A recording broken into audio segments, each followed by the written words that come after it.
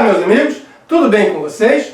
Hoje nós vamos falar sobre um importante pensador do século XII, Idade Média, Baixa Idade Média. Refiro-me a Bernardo de Claraval.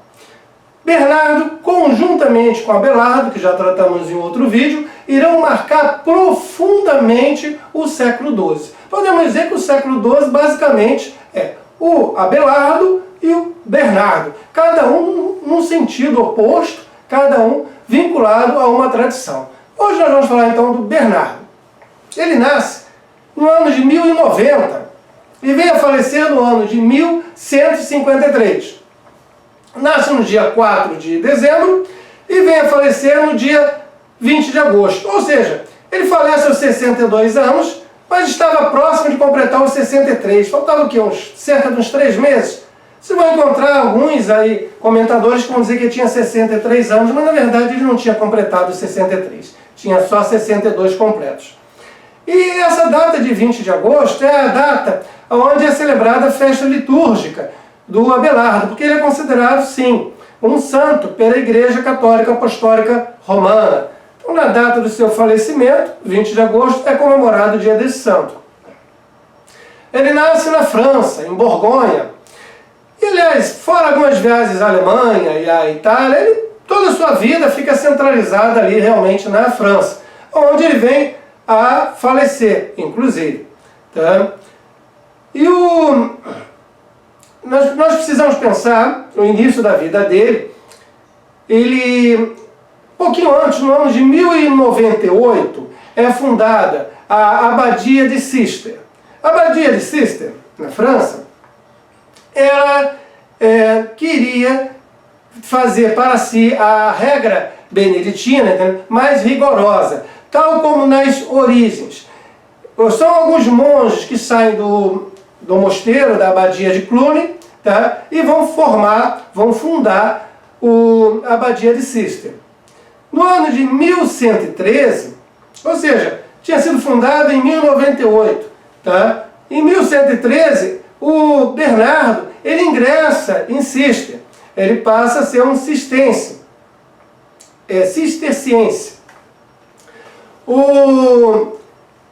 Pouco tempo depois, inclusive, ele é mandado para fundar, devido ao seu fervor religioso, ele é mandado a fundar um outro mosteiro. Já iremos falar disso. Será o segundo mosteiro de Cister. Aliás, diga-se de passagem, quando ele ingressa na Abadia de Cister, na época haviam somente 20 membros. O Bernardo já chega trazendo 30. Ele recrutou entre os amigos, familiares, 30 pessoas para entrarem na abadia. Então, ele trouxe mais gente do que tinha, que só tinha 20 membros. E tinha um único mosteiro. A partir da atuação constante do Bernardo durante toda a sua vida, em prol de Cister, quando ele vem a falecer, aqueles 20 membros haviam se transformados em 600 membros. E aquele único mosteiro havia se transformado em 165 mosteiros da ordem, sendo que 68 foram fundados pelo próprio Bernardo. De modo que, dentro da ordem cisterciense, ele é considerado o segundo fundador da ordem.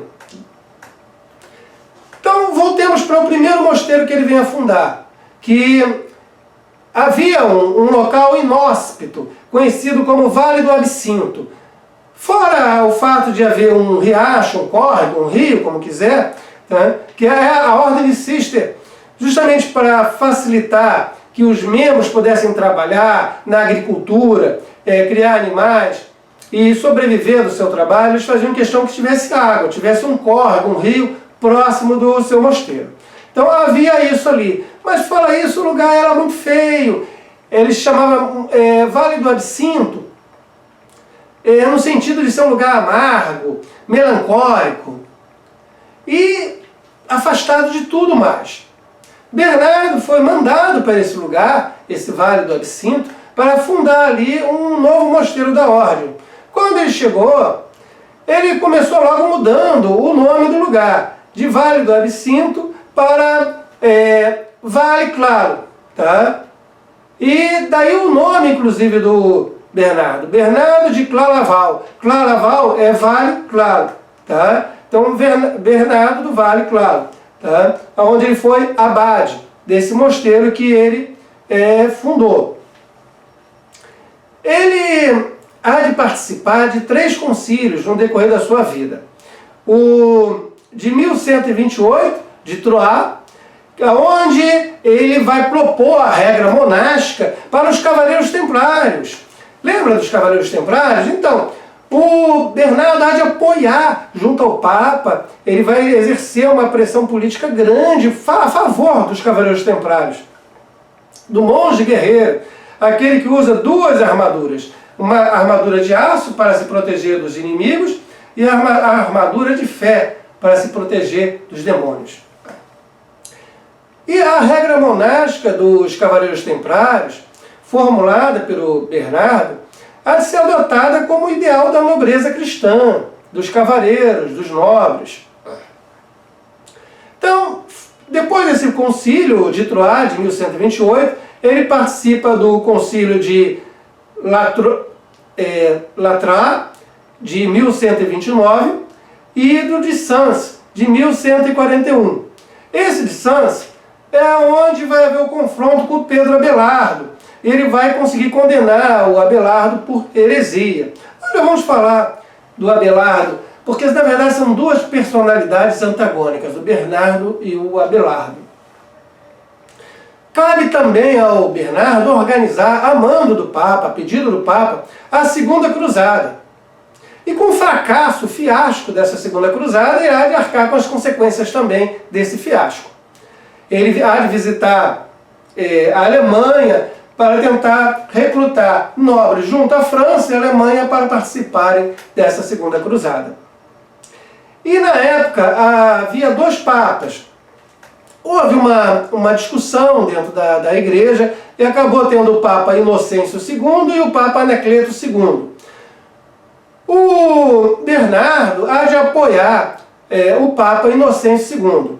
O Anacleto ele vai ter os seus apoios de vários países e, na verdade, ele vai continuar com o Papa até a data do seu falecimento, quando vai ser eleito um substituto para o Anacleto, mas esse substituto ele há de ceder o seu cargo de Papa para o Inocêncio II. Bem, vamos agora tentar explicar um pouco mais a dinâmica entre o Bernardo e o Abelardo. O Bernardo, isso tem a ver muito com a questão da educação na época. Veja, o século XI foi um século onde as coisas estavam se modificando. Nós temos a grande figura do século XI, que é o Anselmo, que tentou uma fusão ali, uma unificação entre a filosofia e a teologia. Quando inicia o século XII, as cidades estão crescendo, você passa a ter uma vida urbana mais intensa. Logo, os valores tradicionais cristãos passam a não ser seguidos como eram antes. Muita gente, cidade, vida urbana, você passa a ter um abrandamento dos costumes, um abrandamento da moral. E isso alertou as autoridades da igreja que algo precisava ser feito. Dois caminhos foram escolhidos. Um foi o do Bernardo, tá? Que se voltou para a tradição. Tá? Vamos até os padres apologistas, os textos sagrados, vamos voltar à tradição. Vamos fundar monastérios. O mosteiro, ele ficava afastado da cidade, então vamos ter uma vida reclusa. Tá? Vamos contemplar a Deus, a Cristo. E há aqueles que ficaram na cidade, na vida urbana. A forma de ensinar era completamente distinta. Os valores que Bernardo defendia eram os valores tradicionais, onde o professor chegava e apresentava o seu conhecimento e o aluno ficava calado e absorvia. Não havia questionamento, ainda mais se o questionamento fosse de textos sagrados ou fosse de textos da tradição, como aqueles que nós já falamos aqui dos padres apologistas. Não era possível esse questionamento.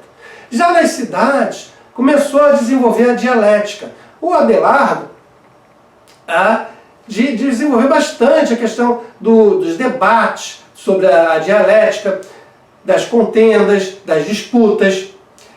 E a diferença é que você tinha duas formas de ensino. Uma que se dava nos monastérios, onde se encontra Bernardo, mais tradicional, e a outra que se dava na cidade, que ocorria nas catedrais, nas paróquias, que tinha um caráter mais urbano. E isso vai estar presente fortemente no século XII. O Bernardo e outros vão conseguir silenciar o Abelardo. Dentre outras coisas, ele foi até castrado. Isso aí vocês vão ver no vídeo que eu já fiz já sobre o Abelardo. Ele foi castrado, ele foi condenado 2 vezes por heresia, teve seus livros queimados. Tentaram, de fato, calar a voz do Abelardo. E a gente pensa que o Bernardo e o seu grupo triunfou com um retorno à tradição. Mas isso não é verdade, porque era um movimento que não tinha mais como voltar para trás. No século XIII, a partir do século XIII, você vai ver que o que vai predominar mesmo é a dialética, é o modo de ensinar proposto ali no século XII pelo Abelardo. E quanto que o ensinamento dos mosteiros vai ficar recluso a eles próprios. Eles praticamente vão sair do ensino como um todo, ao nível global. Vão ficar muito reclusos, já que ao nível urbano, os intelectuais, os homens do saber, melhor dizendo, eles vão estar voltados para a dialética, para Aristóteles, que começa a chegar a partir do século XIII, já é falado também no XII com Abelardo. Outro motivo também de disputa, porque a influência do Abelardo se dá muito pelo Aristóteles, enquanto que a influência do Bernardo é mais do Platão. O Platão provindo do neoplatonismo de Agostinho. O Bernardo, ele há de dar uma ênfase muito grande à fé pessoal, à minha fé, tá? E a imitação ao modelo de Cristo, de Jesus Cristo. Você deve imitar, você deve ter a Jesus como modelo de vida a seguir. E uma ênfase também a Maria, tá? Aquela que gerou a Jesus. E uma fé imediata, ela não tem intermediação da razão. Ao contrário do Abelardo e de outros que vão colocar a razão no início, para você compreender, para você entender a fé, o Bernardo diz que não. Tá? A razão, ele não é contrário à razão, desde que essa esteja apoiando a fé. Mas o encontro que você tem com Deus se dá de forma imediata a partir da sua fé, da sua crença, sem o uso da razão. E ele é contrário, então, a uma ênfase muito presente ali no século XII, que é do racionalismo, que está em Abelardo e está em outros. Ele é plenamente contrário a isso.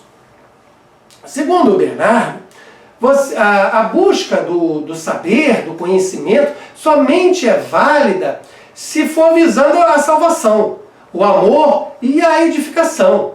Buscar o saber pelo saber? Não, de jeito nenhum, isso não pode. Tá? Eu vou buscar o saber, sim.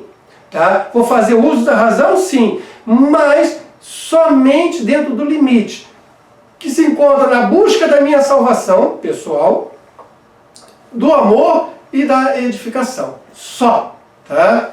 E também o conhecimento, ele há de valorizar muito o conhecimento, mas qual o conhecimento? O conhecimento de si próprio. Tá? E o conhecimento de Deus. Eu me volto para dentro, tá? E dentro de mim eu encontro a Deus. Tá? Então eu vou buscar esse conhecimento de mim e de Deus. Ele há também de falar da busca da humildade e do combate à vaidade e também o combate da soberba. Aliás, ele via o uso da razão, como o próprio Abelardo fazia, como vaidade. É soberba, vaidade, isso não pode. Ele vai se aproximar então do Agostinho. A razão, sozinha, ela traz vaidade, arrogância e soberba. E o Bernardo é contra isso. A finalidade do conhecimento para o Bernardo, ela tem de ser obrigatoriamente o amor contemplativo. A razão, veja bem, a razão, ela vai estar subordinada à fé, subordinada às escrituras, aos textos sagrados.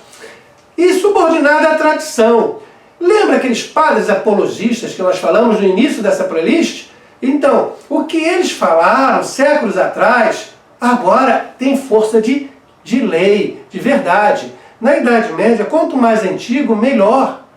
Então, aqueles padres que falaram lá no século I, II, III, IV, V, tá? E por aí vai, agora no século XII, o que eles falaram é a mais pura verdade, você não vai questionar, porque isso é a tradição, é a autoridade dos padres apologistas, é inquestionável. E a questão do espírito e do corpo. O Bernardo, ele entende que no seu mosteiro, quem tem de entrar são os espíritos, as almas. Deixe o seu corpo do lado de fora. Aqui não cabem os prazeres do corpo. O corpo deve ser mortificado. Tá? O prazer não deve entrar no nosso mosteiro. Somente a alma, somente o espírito.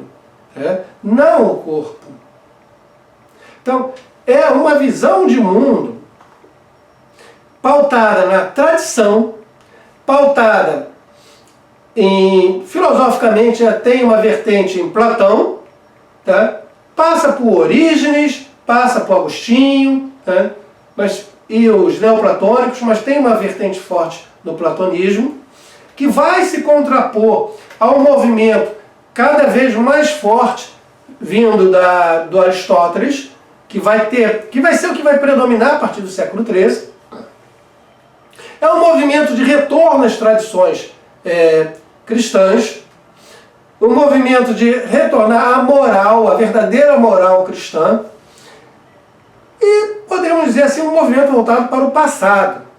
Tenta se contrapor ao que está ocorrendo no século XII, que é um movimento em direção ao futuro, mas isso você não tem como impedir, há de ocorrer. Agora, para um monge que deveria viver do silêncio e deveria ficar dentro do claustro, o Bernardo teve uma vida, como vocês escutaram falar agora, muito ativa. Ele teve contato com papas, com reis, ele influenciou o que ocorreu na sua época, como a Segunda Cruzada, o movimento dos Templários. Então ele teve uma atuação política intensa. Combateu heresias, combateu o Abelardo. Então ele teve uma posição política intensa. E tem vários escritos. Você vai ter escritos em que ele vai falar sobre os templários, onde ele vai apresentar a regra monástica. Você vai ter um momento em que um amigo dele se torna papa, é eleito como papa, e ele vai escrever a esse amigo sobre o que é ser papa, o que ele entende que é ser papa, a responsabilidade de ser papa. Ele vai escrever sobre o Cântico dos Cânticos, fazendo comentários. Então, ele tem uma obra vastíssima. Bem, gente, em linhas gerais, esse é o Bernardo de Claraval. Eu espero que vocês tenham gostado. Ele há de marcar profundamente o século XII, junto com o Abelardo, duas correntes distintas, né? E se você está gostando, deixe o seu comentário e se inscreve aí no nosso canal. Tá bom, meu amigo? Tá bom, minha amiga? Então, olha, até mais e tudo de bom para vocês.